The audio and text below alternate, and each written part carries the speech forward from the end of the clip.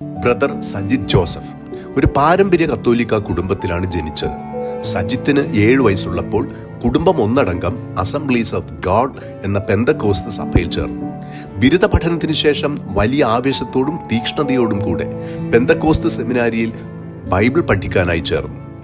6 വർഷത്തെ നീണ്ട പഠനം, കൂടുതൽ കരുത്തോടും വീറോടും കൂടെ രാജ്യത്ത് അങ്ങോളം ഇങ്ങോളവും വിദേശ രാജ്യങ്ങളിലുമായി ശക്തമായ വചന പ്രഘോഷണത്തിന്റെ ഒരു ഭാഗം വീറോടെ കത്തോലിക്ക സഭയ്ക്കെതിരെയും വിശുദ്ധ കുർബാനയ്ക്കെതിരെയും പരിശുദ്ധ മറിയത്തിനെതിരെയുമുള്ള രൂക്ഷമായ വിമർശനവും കടന്നുകയറിയുള്ള ആക്രമണവുമായിരുന്നു.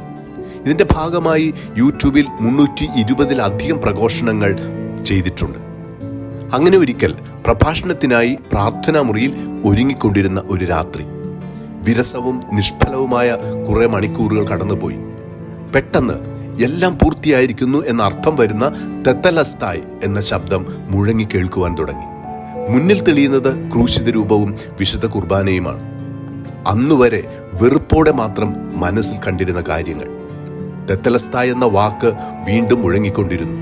ബലിയർപ്പന്റെ വസ്ത്രത്തിൽ യേശുവിനെ കാണുന്നു. സ്വർഗ നരക ഭൂമിയിലെ കാഴ്ചകൾ തെളിഞ്ഞു വരുന്നു. വിവരണാതീതമായ ഒരു അനുഭൂതിയിൽ ആത്മാവിൽ നിറഞ്ഞ് നീണ്ട 42 മണിക്കൂറുകളാണ് ഒരു ആത്മീയ അനുഭവത്തിലൂടെ സജിത്ത് കടന്നുപോയത്.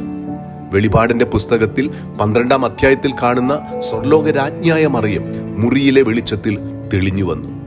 തന്റെ ലോകം കീഴ്മേൽ മറിയുന്നതായി സജിത്തിന് അനുഭവപ്പെട്ടു.